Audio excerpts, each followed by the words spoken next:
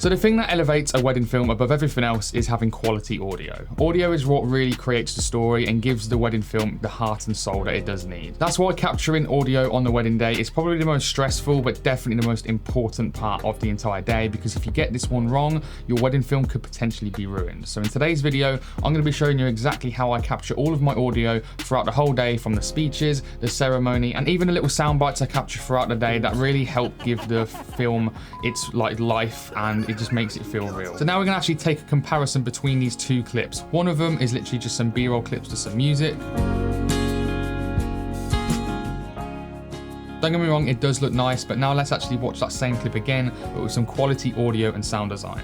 You always make me laugh, and even at my worst, you always know how to bring a smile to my face. Now, you don't just hear a difference, you really do feel it, and that's why it absolutely is so important to record amazing audio on the day, and how it really does elevate your wedding film to the next level. So let's first start off with how I capture the ceremony's audio. So straight away, what I normally do is the mics that I use are the Rode Wireless Pro microphones. The reason why I love these mics so much is because in this package, you do get lapel mics, so you're not just using the little transmitter that like creators like myself will just stick on the front here, because this I think just looks very unprofessional, and for any sort of film you want to try and hide the mics the best you can. I don't hide the lapel mics, but they look a lot more cleaner and a lot more professional if you do attach a lapel mic straight into this microphone. So what I normally do, I normally grab the lapel mic, put it in the groom's blazer pocket, and then just attach it on the side of him here, and that is literally all I do for the ceremony. I don't mic up the bride because I've done countless weddings now, and literally the audio from the groom's mic is absolutely perfect for the bride. What I normally do, I connect up the microphones to the C50, and then I use my Sony XM3 headphones to be able to monitor the audio. But most importantly, why I absolutely love these microphones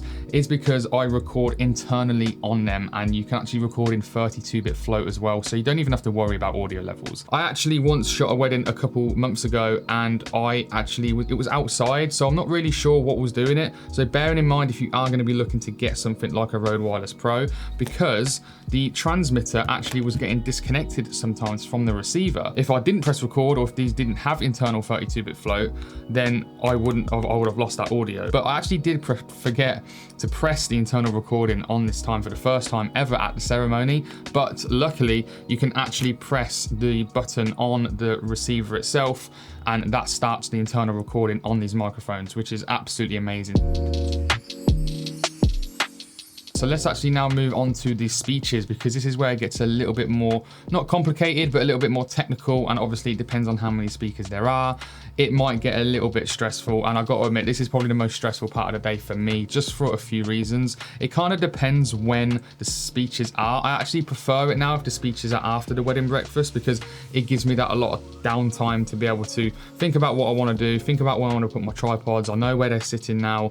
And it also gives me time to mic up the speakers. And what I used to do is use these Rode Wireless Pros, and I used to mic up, for example, if the father of the bride goes first, I'd mic up the father of the bride, and I'd actually tape one of the other mics to the microphone that I use. But I've actually found a lot more streamlined workflow that actually causes a lot less stress and just makes everything run a lot more smoother. But that does require getting another pair of microphones. So basically, if there's like 4 or 5 speakers, which has been the last couple of weddings, what I used to hate doing is, now, like I said, when I used to mic up the father of the bride first, and I had that mic on the actual microphone, if the next person to go was the best man, I'd have to run over, grab the mic, and then just say, hold on a sec, guys, let me just mic up the best man. And I'm sitting there, can I put that in your pocket? I'm trying to mic it up. And everyone's kind of gone complete silence and just waiting for me. And especially doing that, the best man might get a little bit nervous as well, because he's stressing about doing the speech.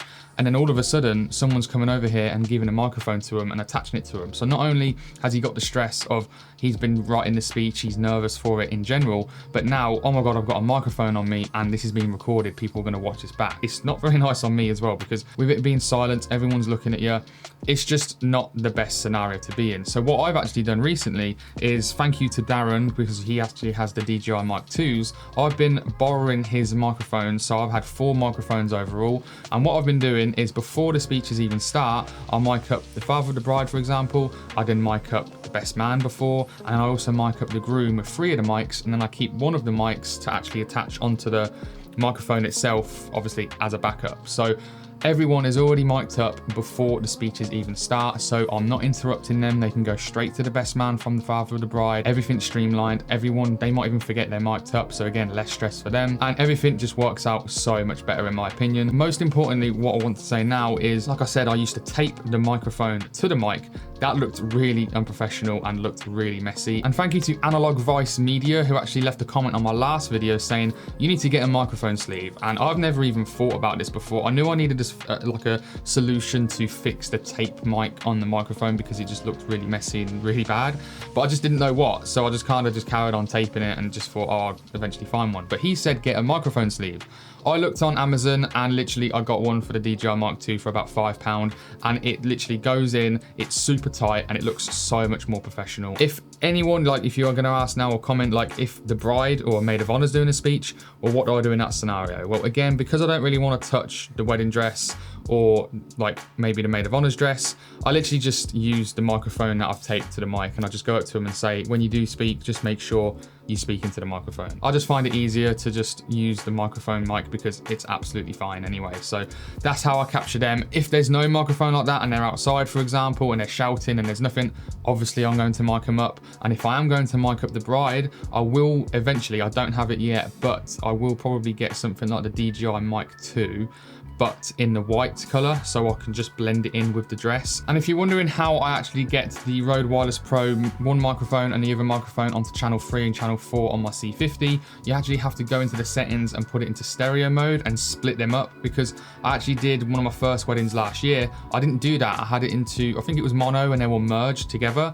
So when I had, luckily it was at the time where I'd only mic up one person at a time, you could hear both of the person's audio. If you did do this thing that I did here where I mic up everyone before and you don't split them into the camera, even though again, I recommend shooting internally, but if you was just going to go straight from the camera's audio in case you forgot to do that, for example, and you've mic'd up the father of the bride and then the best man as well and he's speaking, if the father of the bride suddenly whispers something to his wife or coughs or something, that's going to come through to the same channel, like channel 3 for example on the C50, and you can't remove that after unless obviously you just use the 32-bit float recording. So that's why it's so important to be able to use, or to be able to split the audio into separate tracks, so each mic has their own track on the cameras that you are using. So that's pretty much how I do the speeches, but again, it's not just the audio for the story from the speeches in the ceremony that make the story and the heart and soul of your wedding film is what it is and elevates it above the rest. What really can elevate your wedding film